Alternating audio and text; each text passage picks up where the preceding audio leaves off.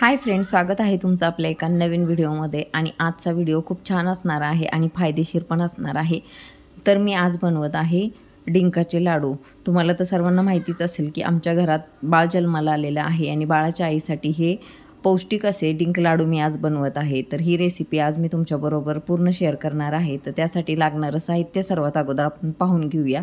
तर इथे सुकं खोबरं, काजू, बदाम, डिंक, मनुके, खसखस, गूळ आणि खारीक, तीळ अशा भरपूर साऱ्या वस्तू मी घेतलेल्या आहे. आणि याच्यामध्ये जर एक गोष्ट माझ्याकडून मिस झालेली आहे ती म्हणजे मेथीदाणे. तर त्यावेळेला मला ते भेटले नव्हते. तुम्हाला जर बाळंतणीसाठी किंवा कमरेच्या त्रासासाठी हे लाडू बनवायचे असतील तर आवर्जून मेथी टाकायला विसरू नका.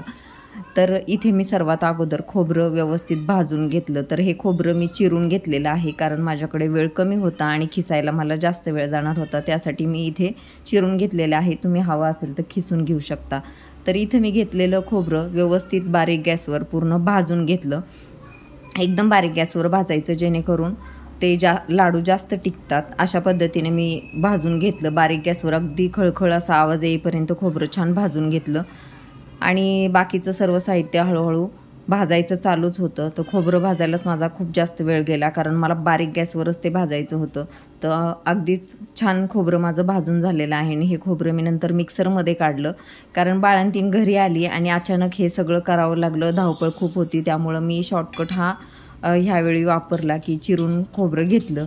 तरी ते खसखस पण मी घेतलेली आहे. खसखस मी 50 ग्रॅमच घेतली होती आणि तीळ 50 ग्रॅम असं दोन्ही मिळून 100 ग्रॅम घेतलं होतं. इथे 250 ग्रॅम मी खारीक घेतली होती. तर खारीक देखील मला छान बारीक गॅसवरच भाजायची आहे कारण तशीच खारीक वापरता येणार नाही. आणि जर मिक्सरमध्ये वाटायची म्हटलं तर ती छान अशी भाजली गेली पाहिजे, नाहीतर ती बारीक होणार नाही. तर आता तसं मार्केटमध्ये पण खारीक पावडर वगैरे सगळं भेटतात, पण इथे मी सगळं स्वतः बनवण्याचा प्रयत्न केला आहे. आणि काजू बदाम पण मी खलबत्त्यात चेचून घेतले कारण ती मिक्सरमध्ये जास्त पावडर झाली असते. आणि थोडेसे काजू बदाम असे शेंगदाण्याचं कूट केल्यासारखं करून घेतले, पाहू शकता तुम्ही. तर इथे खारीक पण माझी मिक्सरमधनं काढून झालेली आहे आणि हवी तशी मला पावडर भेटलेली आहे. खूप बारीक नाही, खूप मोठी नाही, अगदी म्हणजे पाहिजे तसं झालेलं आहे.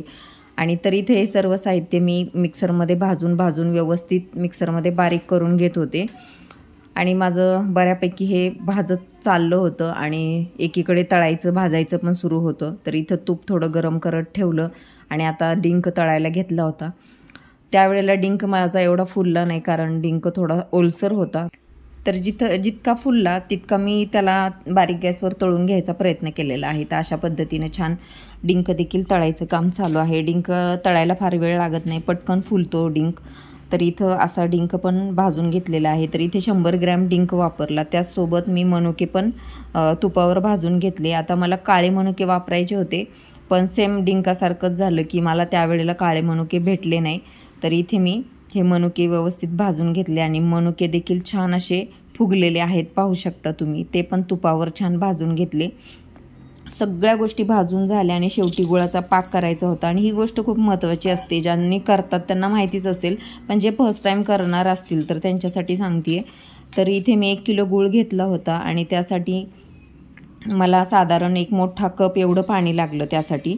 तर इथे 1 कप पाणी घालून मी डिंकाचा पाक करत होते. त्याचसोबत मी डिंक पण मिक्सरमध्ये फिरवून घेतला, त्याची देखील पावडर करून घेतलेली आहे. आणि इथं पाक माझा शिजतोय. आता हा पाक शिजण्यासाठी साधारण मला 10-12 मिनटं लागले. तर एकीकडे पाक शिजत ठेवला आणि दुसरीकडे माझं वाटण जे काय होतं ते चालूच होतं मिक्सरमध्ये बाकीच्या गोष्टी बारीक करायला. कारण इथे मी सगळ्या गोष्टी मिक्सरमध्ये बारीक करून घेतलेल्या आहेत. आणि पाक शिजलाय का नाही तर हा अशा पद्धतीने मी चेक केला, जेणेकरून तो थोडासा घट्ट झाल्यासारखा वाटला तर मी थोडं पाण्यात टाकून वगैरे चेक केला. तर इथे पाक माझा जसा हवा तसा झालेला आहे. काळा गूळ वापरला होता मी पाकासाठी, त्यामुळं पाकाचा रंग हा डार्क काळा दिसत आहे तुम्हाला.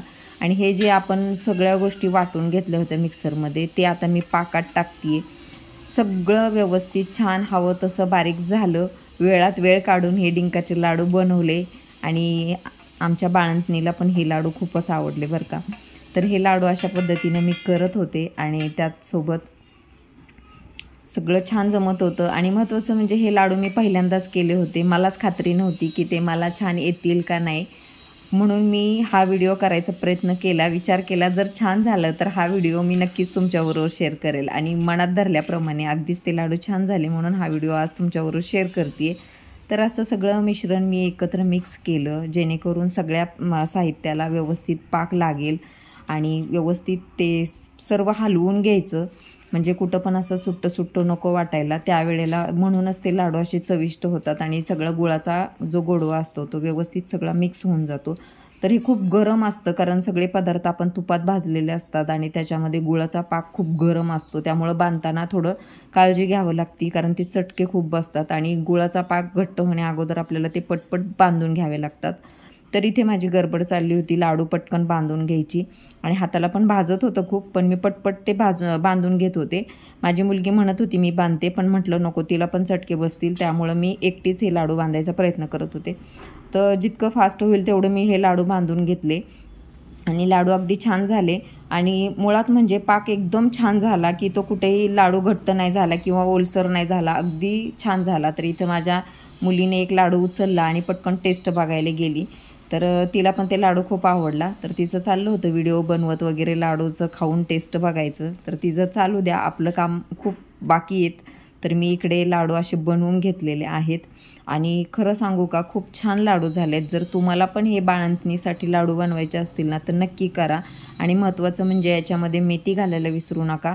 मेथी दाण्याने कमरेचा त्रास खूप कमी होतो आणि बाळंतणीला दूध वगैरे येण्यासाठी पण मेथीचा खूप सारा फायदा होतो. तर नक्की मेथी टाका. तर इथे हे लाडू मी 1 किलो खोबऱ्यापासून सुरुवात केली होती. तर बाकीचं सर्व सामान 250 ग्रॅम खारीक वगैरे ह्या सगळ्या गोष्टी घेतल्या होत्या.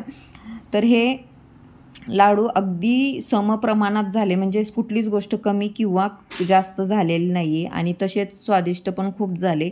एकदम छान अशी चव आलेली आहे आणि हे लाडू जवळपास महिना दीड महिना खूप छान टिकतात. विकतचे लाडू जास्त करून टिकत नाही, पण आपण जेव्हा घरी करतो तेव्हा लाडू खूप जास्त चांगले टिकतात.